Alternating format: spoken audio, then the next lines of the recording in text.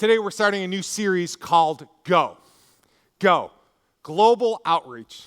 We do something in our church called Global Outreach. We support about 30 different missionaries and missions organizations around the world. They're local and they're international. That's why we call it global. And when you abbreviate global, G-O, it stands go. And our theme verse is Mark 16:15 that says this: Jesus said, "Go into all the world and preach the good news to everyone." To go. And I want to thank everybody over this church, everybody who has given above and beyond to global outreach, to go, to our missions. Over this past year, we've given over $62,000 to missionaries and missions organizations around the world, to people who are going and preaching the good news. Here's a couple of the places we were able to support, and we're going to keep supporting. We support multiple people and ministries in China, communist China, where it's illegal to be a Christian. We support missionaries and ministries that are baptizing people in bathtubs. All right? We're doing it in heated pools, okay? They're doing it in bathtubs. They're joining the underground church. We support people in Egypt and in Mexico who minister to pastors in churches and to the poor and to the homeless. We support college ministries. We support about 30 college ministries, an organization that reaches about 30 college ministries in New York State, along with the University of Buffalo. We support a Christian counseling ministry. How cool is this? People who need counseling. This is a faith based off the Bible, licensed counselors who are able to help people in many areas of their life. We support a ministry that develops courses and classes for people to take to bring deep spiritual healing and health and wholeness in their life. We support people who translate the Bible into languages that don't have it in their language. How crazy is that? There are people out there who right now, the language they speak, they don't have a Bible in their language, and they're translating it. We support a church planting organization in Western New York. Western New York, I read a stat, about 10% of Western New York goes to church regularly. And we support reaching thousands of people. We will reach thousands of people in Western New York. So we support that. If you want a full list, you could just go to our website, lovejoy.org/go. Right? Everything kind of works together. lovejoy.org/go if you want to see all those ministries we support. Now, at Lovejoy, we do talk about 3 ways to give. There's tithing, which is about like 10%. There's offerings, which is anything else. And then the last one is giving to global outreach, giving to missions organizations. And we give to global outreach because a lot of us, we can't go, right? But we can give to someone who can go. And each year in May, we reevaluate all these things going on, and we ask our church, for another 12 months, would you consider giving to go to global outreach to help us reach these missionaries? And so I just want people to consider, maybe over the next 3 weeks, just think about, maybe I want to keep giving, increase my giving, change what I'm giving, start giving, whatever it is, not tithes and offerings, but something specific to missionaries to go, and I want to do that. And if you say over the next 3 weeks, you say, starting in June, I want to do that, I just ask you, text the word go to 281-1010. Text go, it'll fill out a little form, and you just tell us what you want to do. The reason this is so important is not so we can hold you to it and beat you over the head. That is not it. The reason it is important is because I like to budget. You know, I got a degree in financial analysis. I like to budget. And we like to tell our missionaries that they could count on our support for this amount of time, that they could, in the field, they could say, we're going to stand behind you. We're going to keep doing it. And so it's a great tool to help us budget and know that we can continue to reach many people in the world. So over the next 3 weeks, as you think about that, eventually just text the word go to 281-1010 and let us know what you're thinking. I'm also going to talk about over the next 3 weeks, 3 different aspects of going. 3 different aspects. The first one is this: go serve. Go serve. In fact, serving is one of our values here at Lovejoy Church. Service, here's our value, service. We are spiritual contributors, not spiritual consumers. The church does not exist for us. We are the church, and we exist for the world. This is my favorite part. Jesus saves, we serve. What do you do when you serve? What do you do when you serve? Jesus will save them, we serve them. That's one of our values here. And this morning, I hope to change how we think about serving. I hope to change a mindset of what we think serving is and what it requires. In fact, I have kind of like a thesis I wrote, a big idea, I call it. One big idea for the whole message. I kind of have it, and then I'm going to prove it throughout my message to hopefully convince you that this big idea is true. And this is the big idea. It's this. Serving is not an obligation, it's an opportunity. Serving is not an obligation. It might be the greatest opportunity that Jesus gives us. And I'm going to begin to talk about that today. Now, be honest with me. How many of you have at one point in your lives been asked to serve, and it didn't really feel like the most fun, exciting, amazing opportunity of a lifetime? It kind of felt like an obligation, right? I'm probably not the only one, okay? You know, for me, I grew up going to the church. I was a pastor's kid at one point. I was told I had to volunteer to be a host. They called it an usher back then. So I was an usher. And back then, we were supposed to wear a coat and a tie. And boy, I was miserable. I hated doing it. I was so grumpy coming in. I would purposely forget my tie, just to annoy people because I was so annoyed with it. And Chuck, one of the guys running, would always have a tie for me and put it on me and smile. And hey, there you go, Jonathan. And one day I changed my attitude. All of a sudden, I changed what I thought about serving, and I began to love serving. I love sitting people. I love talking to people. It was so much fun. In fact, I don't know if you know this about me, but I have served in almost every single area in this church. Now, provided a lot of it was because I was the pastor's kid and it was obligated, so I give you that. But at one point, it began to change in my mindset. And I loved serving at church. I taught Sunday school, I shoveled, I salted, I set up tables, I set up chairs, I emceed, I did announcements. Whatever you could think of, I probably did it at one point. I used to help my grandpa change toilet paper in the bathroom. I mean, we did. I loved it. I served because something happened where it changed from being an obligation to an opportunity. And today, I want to read you one of my favorite stories when it comes about serving, about a bunch of servants who began to serve, and God gave them the greatest opportunity in their life. The story's in John chapter 2. We're going to start in verse 1. John chapter 2, verse 1, it says this. The next day, there was a wedding celebration in the village of Cana in Galilee. Jesus' mother was there, and Jesus and his disciples were also invited to the celebration.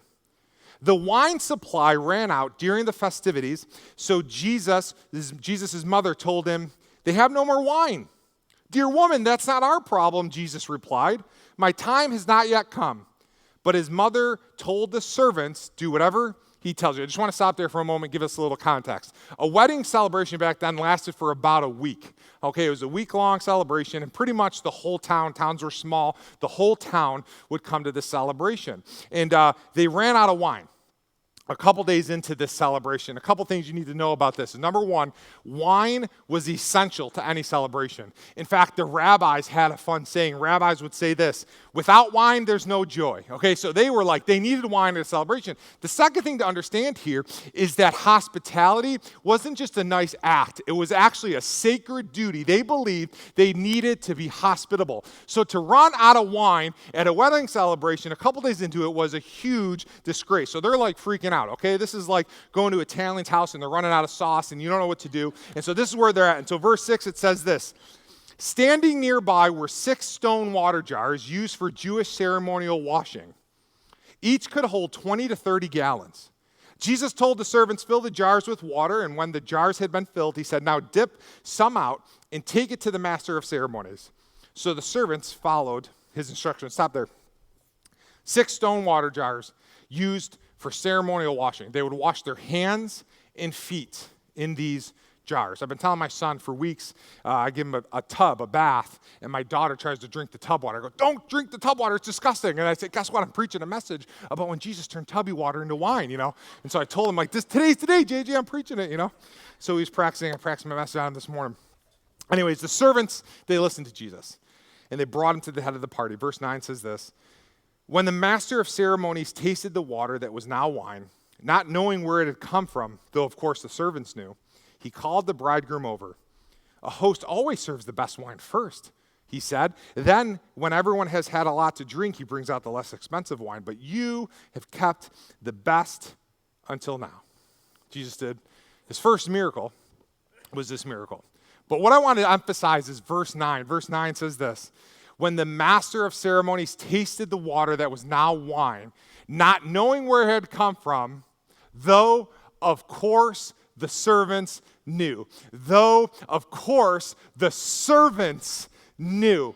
The master of ceremonies, the head of the party, he didn't know where it came from. People who'd probably been drinking for days already, they probably didn't even know they ran out of wine yet, right? The bride and the groom, they didn't know what was going on. But let me tell you something. They all got to taste it. They all got to benefit. They all got to enjoy it. But let me tell you something that's better than benefiting from a miracle. It's being a part of the miracle. And the only people who knew how that wine got there was Jesus and the servants who weirdly and crazily listened to him to fill up tubby water and give it to the head of the party.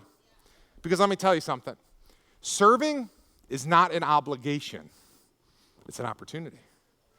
Because the only people who were part of that miracle with Jesus were the people who served Jesus. Let me give you 5 benefits you only get from serving. 5 benefits you only get from serving. Number 1 is this: you get a front row seat. You get a front row seat. Now, let me tell you something about me if you don't know. I love the city of Buffalo. I love Buffalo's food. I love Buffalo's sports teams. On top of that, I love basketball and football, and I love the University of Buffalo. So when UB basketball was doing good, I loved, before COVID, when you could go to games, I loved going to the UB basketball games. So I'd get a ticket, and I'd sit way up in the nosebleeds, like the 300 section, and I loved it. I had so much fun going to these games. And then one day, someone ruined it for me. My friend let me sit courtside with him. Now, you know why they call it courtside? It's because you're actually sitting on the court. That's how close you are to the game, all right? You sit courtside. You're so close, you could talk trash to the refs and the players, and they hear it. You're so close, at one point, they took the ball out right next to us, and the player turned around and high-fived the kid sitting next to me. I was like, this is awesome, right? Everything is better when you're courtside. Everything. The crowd is louder. The game is faster. The players are bigger. They sweat on you. It's exciting. You have more legroom. You get free food. It is just way, way, way, way better sitting courtside, sitting up close. And the truth is this: there are certain things you'll never get unless you sit up close in the game, and there are certain things you'll never get unless you start serving at church. It's the same way when you serve. The truth is, some things just aren't as impressive from far away. If you can't figure out why some people are excited to be here every week, why some people get here early, why a bunch of teenagers get here before me every single week, it's time you start serving. Because it's not an obligation. These people have discovered it's an opportunity. There's only certain things you can experience sitting in the front row. And when you serve, you get a front row seat. Serving is not an obligation. It's an opportunity. 5 benefits you only get from serving. Number 2 is this: you discover your purpose. You get a front row seat and you discover your purpose. When I gave my life to Jesus, I didn't become a preacher the next day, but I started serving the next day. Wherever I was, I started to serve. I fed the homeless once a month. I'd go on the streets evangelizing. I went on mission trips. Anywhere I could, I served. I set up chairs. I took down chairs. I set up tables. I just enjoyed doing it. In fact, I became a missionary for a college organization called Basic. And anywhere in that organization, I began to serve. Eventually, we moved to Rochester. I found a new home church, and guess what I did at that church? Anywhere they asked me to, I served. I loved serving. And guess what began to happen as I served? God began to teach me things. God began to reveal things to me. God began to show me my purpose in life. And all of a sudden, I realized that I wasn't just called to be a preacher. I was called to lead God's church to reach thousands of people in Western New York. And I discovered my purpose when I began to serve. It reminds me of 2 people today that I'm going to talk about every once in a while. My friends Bob and Uta. Bob and Uta Maluski, if you don't know them, they started coming here when I was 3 years old, 1988. 33 years they've been coming here. Uta has worked at our church for 27 years. She's getting ready to retire, and they're moving to Indianapolis to be closer to their children and grandchildren and be grandma and grandpa. But Uta, she found her purpose through serving. Wherever it was, whatever she was doing, she had great purpose as she served. Whether it was printing out agendas or answering phones or typing up one of my dad's messages or making a pot of coffee, picking up trash, or sitting in the front row cheering us on, she had purpose in serving. Your purpose in life might not be to work in the nursery once a month, but it's while you serve that God will begin to show you a greater purpose that you have in life. You know why? Because serving is not an obligation, it's an opportunity. There we go. Catching on. It's an opportunity. Number 3, 5 things, benefits you only get from serving. Number 3, you get planted. You get planted. Psalm 92 says this: "The righteous will flourish like a palm tree. They will grow like a cedar of Lebanon. Planted in the house of the Lord, they will flourish in the courts of our God. They will still bear fruit in old age. They will still stay fresh and green." When you get planted, you grow deeper. When you grow deeper, you eventually bloom. When you serve at church, you get planted. And it's when you get planted that you can flourish and bear fruit. And when you're old, you're going to stay fresh and lively and green and exciting. And God's going to show you purpose after purpose you have in life. Again, Bob and Uta, they're great examples of this. They have chosen to serve. And because of that, they are planted strong like a palm tree, and they're flourishing wherever they go. What I love about Bob and Uta, today's their last Sunday, so we're honoring them here. And they're already ready to start serving at the new church they're moving to in Indianapolis. You know why? Because they know it's not an obligation, it's an opportunity. And they're ready to get planted and grow and flourish wherever they are. You might say to me, okay, well, I'm not growing at church. Well, Sunday mornings aren't for you. We are the church and we exist for the world. If you're not growing here, if something's missing, it's time you start serving. Once you stop growing, it's time you start serving, because that's how we get planted. When you don't serve, it's like staying in the pot. You know, you get a plant, keep it in the pot. It does all right. It's good. It's good to be in the pot. But when you decide to get out of the pot and get planted in the soil, that's where your roots grow deep. That's where you could flourish. That's where you bloom.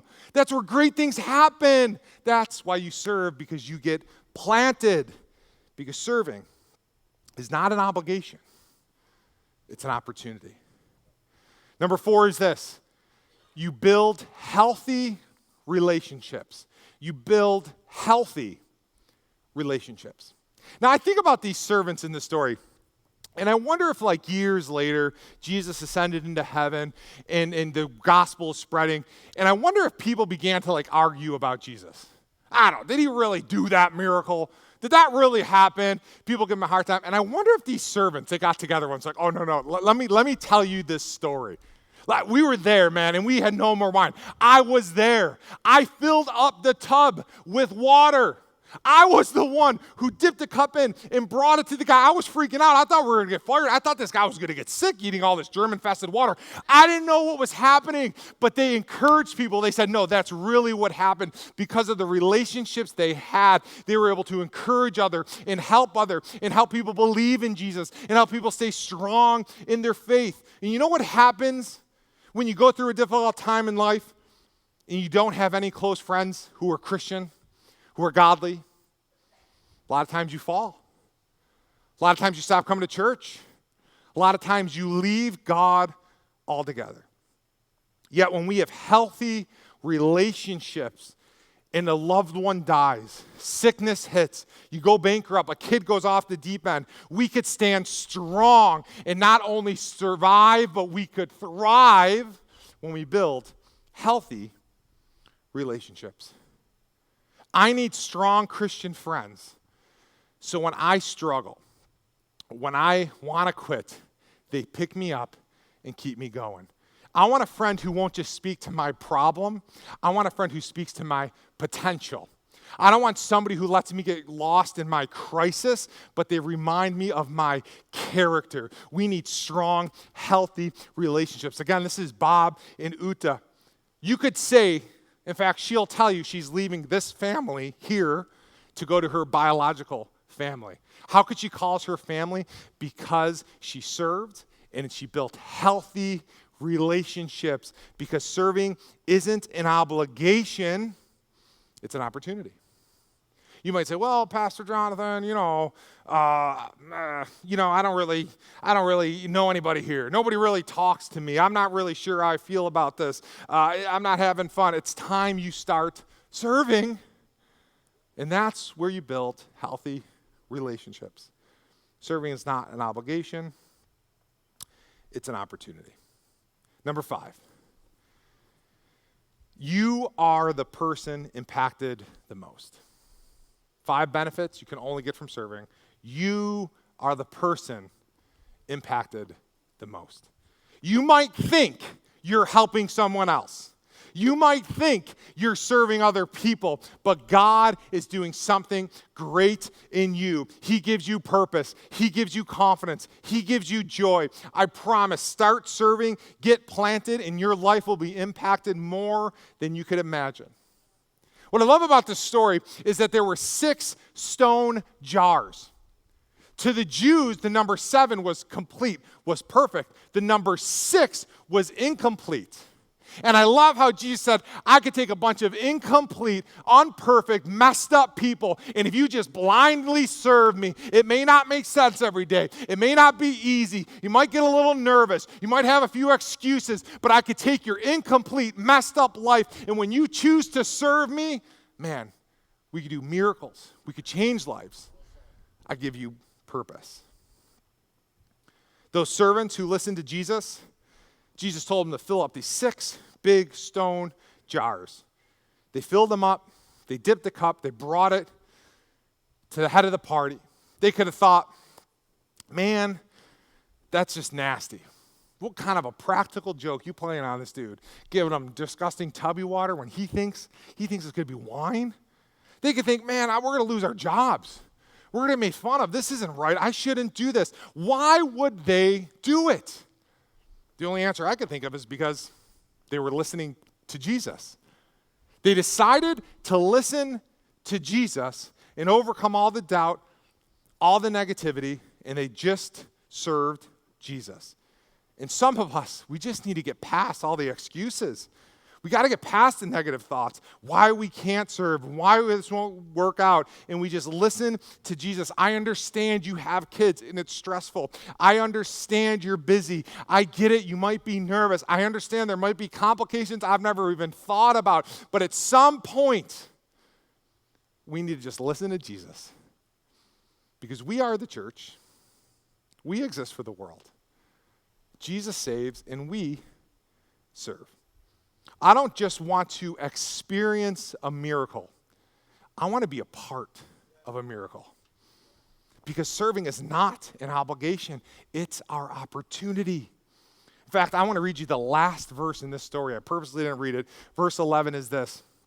It says, this miraculous sign at Cana in Galilee was the first time Jesus revealed his glory. And his disciples believed in him.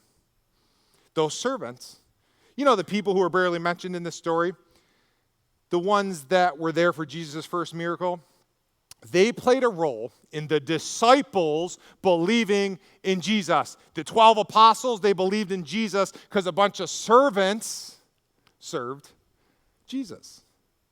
How amazing is that? In fact, let me tell you something. When you choose to serve, others will believe in Jesus because of you. You might not get to hear about it. You might not know every detail, but when you're serving in the nursery and you're changing that poopy diaper and their parents are out here hearing the gospel and tears start streaming down from their eyes and they get to know Jesus, you were a part of that miracle because you decided to serve. When you're sitting in the sound booth and you're working on the cameras and you're pressing buttons and making sure things are sounding right and you're stressed out because things aren't streaming and we don't know who's even watching streaming and family members of mine are watching, who don't go to church, guess what? You are part of that miracle. Because when you serve, we get to be a part of the work that Jesus is doing. We get to be a part of somebody's miracle when you serve. You're just making people feel comfortable. You're just helping people find a seat. You're just saying hi. No, you're not just doing that. You're serving. And you might not get to hear their whole story. You might not get to hear their whole testimony. But when they get to know Jesus, when they were depressed and God healed them, when they were struggling and God lifted them up, you are a part of that miracle because you've simply decided to serve. Today, go serve. Go serve. Not just here, anywhere you can. But there's tons of opportunities to serve here right now at our church. In fact, let me just name a couple. There's tech team. We need people in the tech team, people who are willing to, maybe you have a little tech ability. We could teach you and learn cameras and how to do Pro Presenter and sound and all these lights. And we need people. In fact, Forever Kids, they have a whole tech team as well. So now we need double the people, okay? We need people who want to serve in the tech team. If you're a parent, what a great opportunity. Once a month, sit in the sound booth, press some buttons, see what your kids are doing, right? It's a great opportunity to serve. We need more adults serving in Forever Kids. We need adults in Forever Kids Junior, the toddler, the nursery room. We need hosts. We need tons of people. In fact, there is a little handout you got when you came in with a list of opportunities you could serve on. In fact, if you have a skill, you like to act, you like to do drama, you like to be in theater, you want to be on a stage crew, Tuesday night at 6:30 right here, there's actually tryouts for the next series they're doing in Forever Kids. You can check that out. In fact, next Sunday after church for parents, if you have a baby to 6th grade, after service, there's a meeting in the South Hall. You pick up your kid, you just stay in there. You get to hear Pastor Claire, see her vision, but also learn of ways you could personally be involved in serving. This is what I want you to do.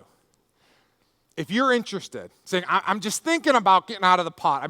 I need to serve. I need to do something. No matter how long or short you've been here, I want to encourage you to let us know.